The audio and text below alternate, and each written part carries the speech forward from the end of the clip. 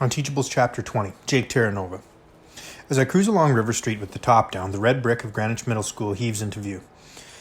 That place used to be a bad memory. I was never much of a student, but middle school was a really rough time. I was lucky to get away with the suspension over the cheating thing. If my dad hadn't belonged to the same college fraternity as a couple of the school board members, I probably would have been expelled. It was that close. Now, though, Greenwich Middle School means Emma. She's the best thing that's ever happened to me. Just the thought of that, or that she's somewhere inside the building, puts a smile on my face. The smile disappears when I recognize the figure standing at the entrance to the driveway, glancing impatiently at his watch, Mr. Kermit, my old teacher. The man who has every reason to drink from the haterade where I'm concerned. Back in 7th grade, I was so happy not to be expelled that there wasn't another thought in my head. It never crossed my mind that the episode might cause problems for my teacher. Why would it? Mr. Kermit was completely innocent. Who knew better than the guy who was completely guilty? But that's only the half of it. According to Emma, Mr. Kermit's life crashed after that. His reputation was shot. His engagement to Emma's mom fell apart, and he got totally burned out professionally.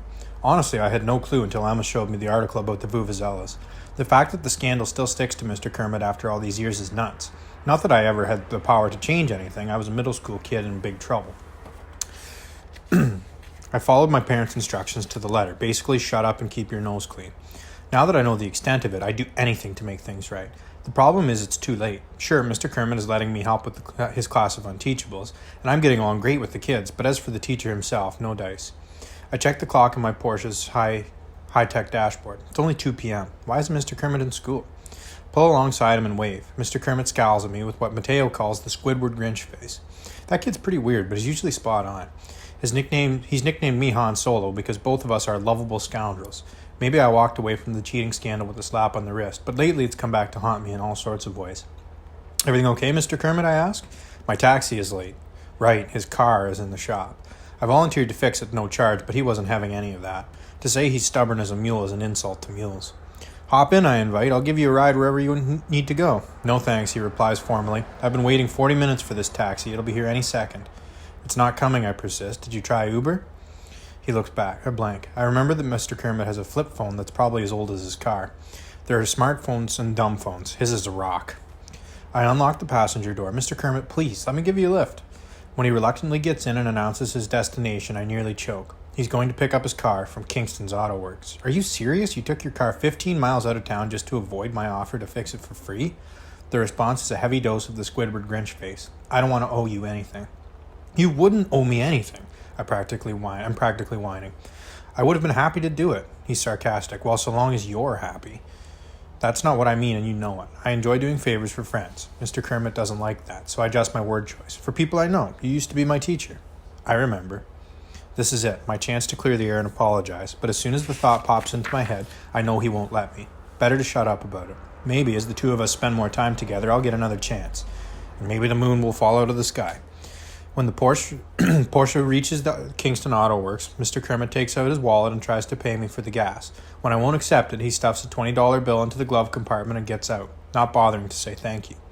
I get out too and receive a generous helping of Squidward Grinch face. I can handle it from here, he assures me. I'm going in with you, I insist. I don't want you to get ripped off. These guys are all crooks. Including you? Mr. Kermit inquires innocently. I run a totally honest shop, but I still feel my cheeks flush. An old clunker like yours, the parts probably have to come from the third world. Who knows what they'll try to charge you for them? It must make an impression, because Mr. Kermit actually allows me to follow him inside. The place is a dump. You could probably catch plague just by sitting there breathing the air. The mechanic sat behind the counter instantly recognizes me. Hey, you're Jake Terranova. What are you doing here? Excuse me. My very good friend is picking up his car, I reply pointedly. I want to make sure he gets a fair deal. We barely know each other, Mr. Kermit sets the record straight. The mechanic picks up a clipboard. Which car? The Cocoa Nerd, the teacher tells him. The what? Mr. Kermit flushes. It's a Chrysler Concorde, 1992. One of my students calls it that. He's different. I snap my fingers. Parker, right? What's up with that kid? He's got a lot of mechanical ability, but ask him to read the name of a part, and it comes out pure gobbledygook. It's not gobbledygook, he says, insulted on Parker's behalf. The boy has a perception problem. He sees all the letters, but his mind rearranges them. Concord to Cocoa Nerd. Like an anagram, the mechanic butts in. You should meet my boss. He's an anagram maniac. You look at a word, and to you it's just a jumble, but he can pick it out in a heartbeat. Poor Parker. The kid's got real potential, but how can he ever get a pass, or is he ever going to pass an engineering exam if he can't read the questions? All right, where's the car? Car's not ready, the mechanic tells us. There's a part coming from the Bahamas, and it's held up in customs. Instead of getting mad, Mr. Kermit acts like he's in a completely different world. Anagrams, he repeats slowly. He grabs my arm. Let's go. You have to stick up for yourself, I say sternly. I turn to the mechanic. Is this what you call service? If I ran my shop this way, I'd be out of business in a week. How's the part coming from the Bahamas? By manatee? It doesn't matter, Mr. Kermit insists. Take me to the bookstore. The bookstore? You don't need books. You need wheels. Back in the Porsche, he explains what all this is about. Parker's mind turns text into anagrams. Yeah, so anagrams are something you can get good at, like any other puzzle. I stare at him. Solving anagrams can teach you to read? Mr. Kermit shakes his head. Of course not. Parker needs a reading specialist. If I was half a teacher, I would have gotten him 1 week ago. I'm confused. So where do anagrams fit in? The kid's reading has been a disaster for so long that he looks at it like it's magic, something he'll never be able to master. But solving anagrams will show him it can be done. When I get him to the help he needs, he'll believe it can work. Can you get him the help he needs, I ask? The district has reading specialists, he explains. Nobody sends them to SCS8 because they consider my students a lost cause. That ends now. He glares at me. The bookstore. I step on the gas and the Porsche swings forward. It's amazing how Mr. Kermit's whole face changes when he's talking about the kids in the class. He becomes a totally different person, younger, more alive. He's the teacher I remember from all those years ago. At the bookstore, he's a whirlwind, stacking up an armload of anagram puzzle books tall enough for him to hold in place with his chin. By this time, school is out, so he demands to be taken to Parker's house. Can't you just wait to see him tomorrow morning? I want to strike while the iron is hot. The Elias family lives just outside Greenwich city limits on a small farm that was designed to keep sports cars out. The long driveway is really just a pair of ruts worn into the unpaved ground by vehicles much higher and wider than the Porsche. I can actually feel the weeds brushing the low undercarriage as we jounce along. Eventually we come to a low wood frame home next to a shed amid a field of tall corn. No sign of life from the house. I cut the engine. Should I honk? Let's give it a while, Mr. Kermit decides. After about 15 minutes, Parker comes roaring up the drive, his famous grandmother in the passenger seat of the pickup. I know a moment of agony as the kid pulls too close behind the parked convertible. Parker's pretty bewildered to see his teacher rushing around the front lawn toting a pile of books he can barely see over. The grandmother spies me standing by my car. I know you, she calls. You're Jumpin' Jake Terranova. That's right, ma'am. Pleased to meet you.